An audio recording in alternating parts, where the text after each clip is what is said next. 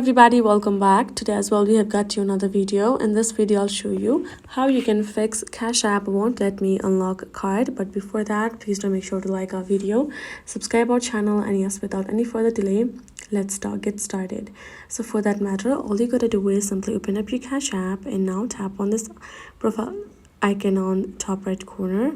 And from now over here, simply go ahead, scroll down to the bottom and tap on this option of support. Then choose this option of something else from over here. And again, simply scroll down to the bottom from the list. Then tap on this option of contact support given it last. Once you have done that, you will find this option of not about a transaction as highlighted. Go ahead, tap on it. And then you will get the section of talk to support, which we need. Tap on this chat option and now go ahead, write down your concern regarding your Cash App not letting you unlock your card, and they will let you know how further they can help you with and what more do you have to do to solve that problem out.